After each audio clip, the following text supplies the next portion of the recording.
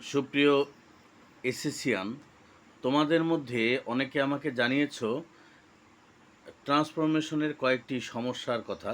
তো এখানে আমরা সাপ্লিমেন্টের 29 নাম্বারের সিটা নিয়ে আলোচনা করব। এখানে লেখা আছে, when it is winter the river remains calm and tranquil. এটাকে সিম্পল করতে হবে। আগে আমরা অর্থ জেনে নেই।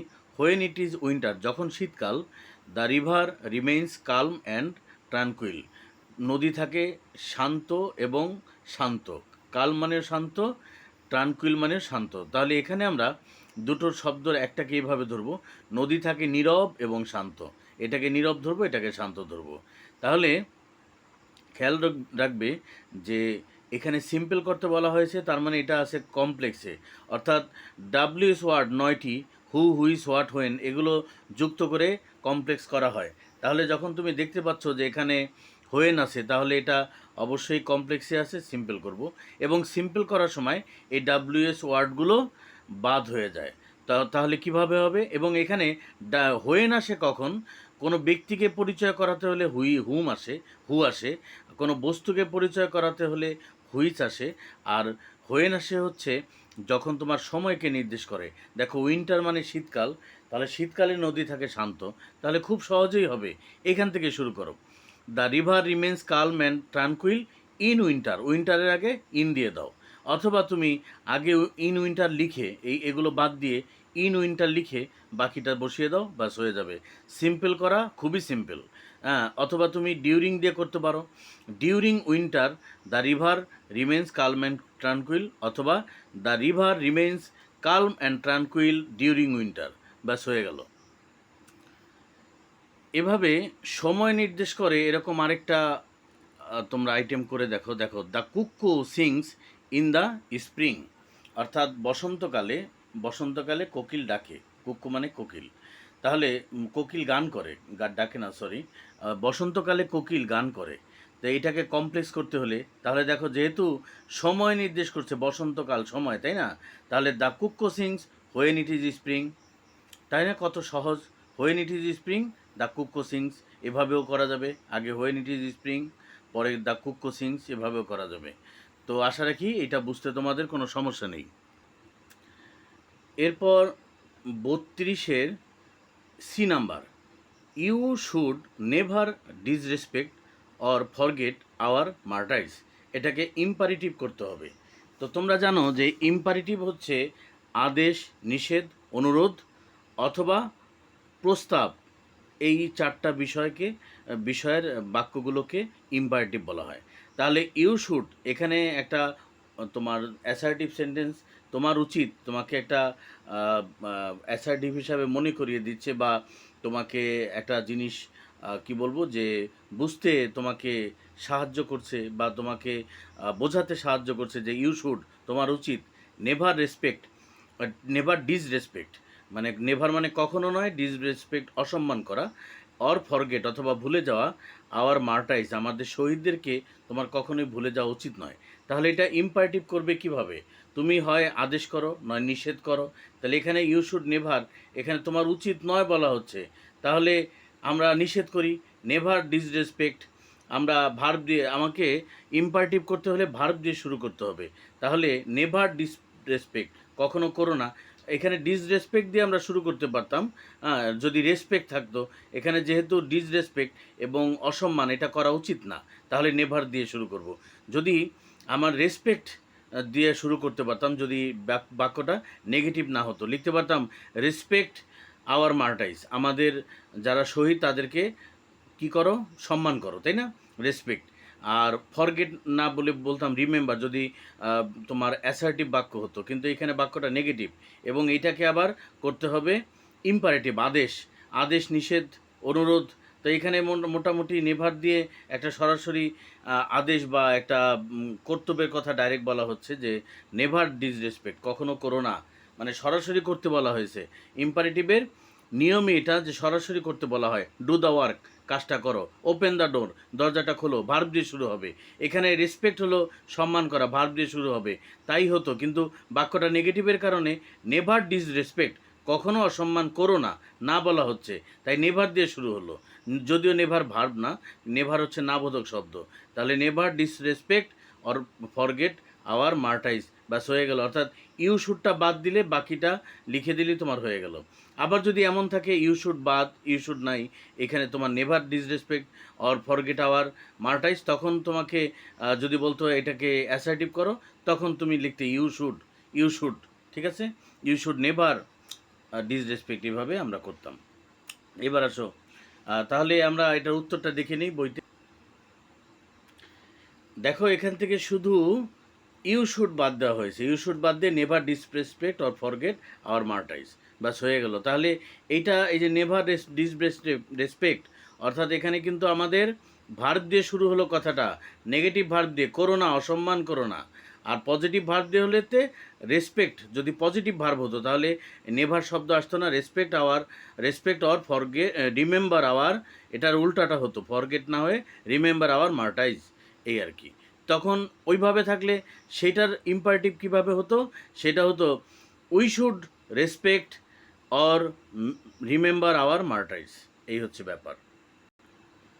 তারপর দেখো, the national memorial has been built with a view to playing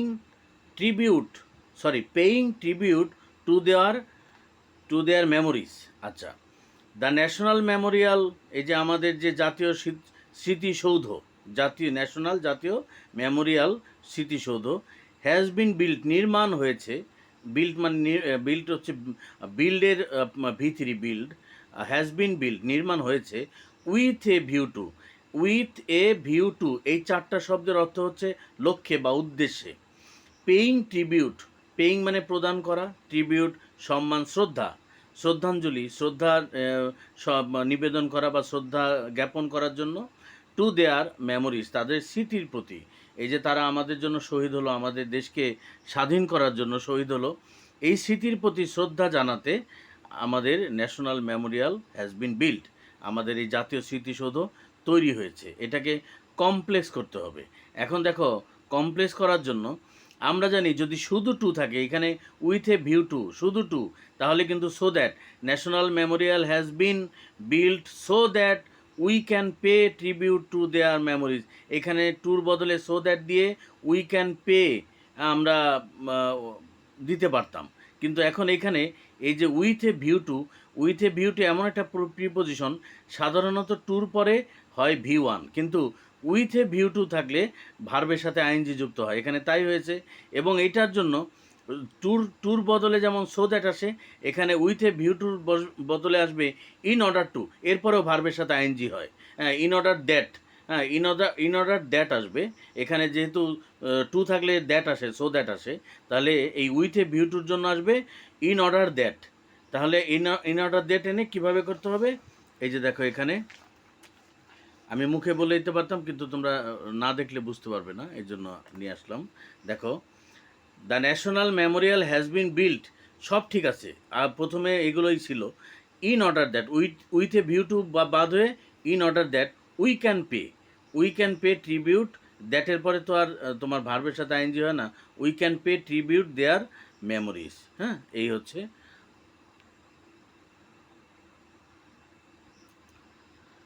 এরপর দেখতে পাচ্ছ এফ নাম্বারে লেখা আছে we got our independence for their sacrifice, এটাকে প্যাসিভ করতে হবে।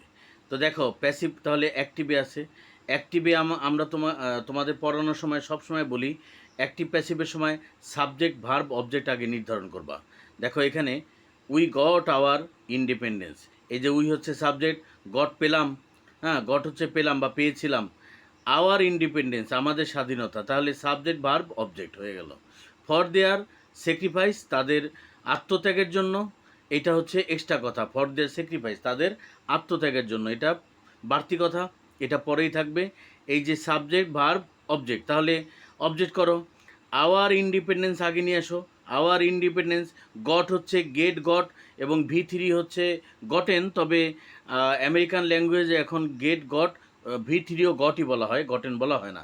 তাহলে আমরা আওয়ার ইন্ডিপেন্ডেন্স সাবজেক্টে চলে গেল, এরপরে গট যেহেতু V2তে আছে এখনও, তাহলে এটার জন্য আসবে ওয়াজ গটেন, মানে সেই গটেনের বদলে শুধু গট দিবা, ওয়াজ গট বাই আস, এই উই হয়ে যাবে আস, তাহলে our independence was got by us for their sacrifice. এখন আমরা এই যেহেতু আওয়ার ইন্ডিপেন্ডেন্স বাইয়াস একই জিনিস, আওয়ার এবং বাইয়াস, এই বাইয়াসটাকে আমরা লুকিয়ে ফেলতে পারি, হাইড করতে পারি।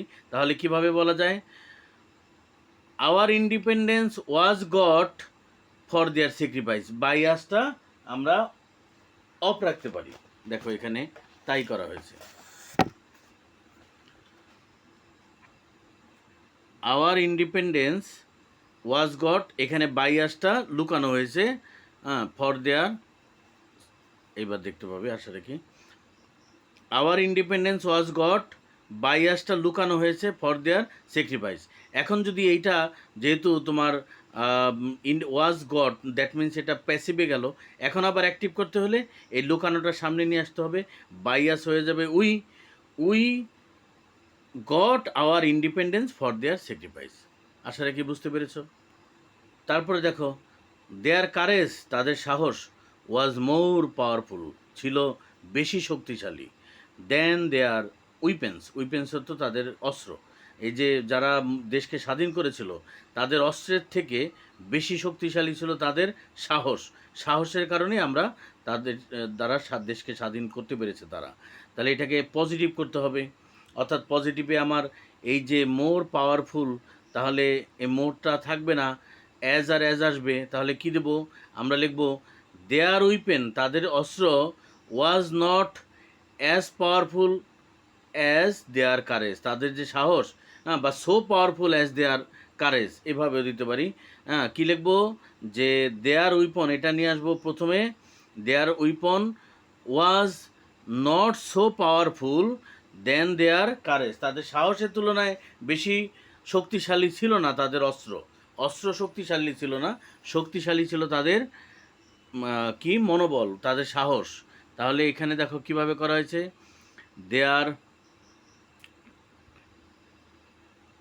দেয়ার weapon was not as powerful as their courage, তাদের সাহসের মতো এত শক্তিশালী, এই যে সরি এবার দেখতে পাবে, their weapons were not as powerful as, এখানে সো পাওয়ারফুল দিতে পারো, so powerful as their courage. ঠিক আছে, এরপর দেখো, এরপর হচ্ছে I number, their contribution will never be forgotten, এটা অ্যাক্টিভ করতে হবে, আসে প্যাসিভে, their contribution will never be forgotten. তাহলে এখানে যেহেতু অ্যাক্টিভ প্যাসিভ, তাহলে সাবজেক্ট ভার্ব অবজেক্ট শনাক্ত করো, এই যে দেয়ার কন্ট্রিবিউশন এটা সাবজেক্ট, উইল নেভার যেহেতু এটা ফিউচার টেন্স, তাহলে উইল নেভারটাও আসছে না করার জন্য, না বোধক করার জন্য নেভার নেগেটিভ, কিন্তু মূল হচ্ছে এই যে উইলের জন্য বি আসছে, যেহেতু modal will, shall should, will would, might may might, এগুলো মোডাল, মোডালে পরে V3 করার জন্য বি আসে, তারপরে সরি V3 করার জন্য বলছি, প্যাসিভ করার জন্য বি আসে, তারপর V3 ব্যবহার হয়, তাই না? তাহলে দেয়ার contribution will never be forgotten, কি এখানে অফ রয়েছে, কি লুকানো আছে, বাই পিপল, বাই আস, মানে আমার তাদের অবদান, কন্ট্রিবিউশন অবদান, উইল নেভার বি ফরগটেন, কখনো ভুলবার না আমাদের দ্বারা, আমরা ভুলে যাব না, বাই আস, বাই পিপল, লোকদের ভুলবার কথা না। তাহলে এই যে যেটা হাইড রয়েছে সেটা লুকানোটাকে সামনে প্রকাশ করো, তাহলে পিপল নিয়ে আসো, অথবা we will never forget their contribution, we will never forget, be forgotten হবে না, এখানে যেহেতু আমরা অ্যাক্টিভ করব, প্যাসিভের প্যাসিভের জন্য বি ছিল, প্যাসিভ বাদ যাবে অ্যাক্টিভের সময়, ফরগটেনের মেইন ফর্ম আসবে V1 ফরগেট, তাহলে we will never forget their contribution. তাহলে এটা দেখো, অথবা people will never forget their contribution, এই যে দেখে নাও এখানে এরা পিপল দিয়ে করছে, তুমি উই দিতে পারো, কোনো অসুবিধা নেই, people will never forget their contribution.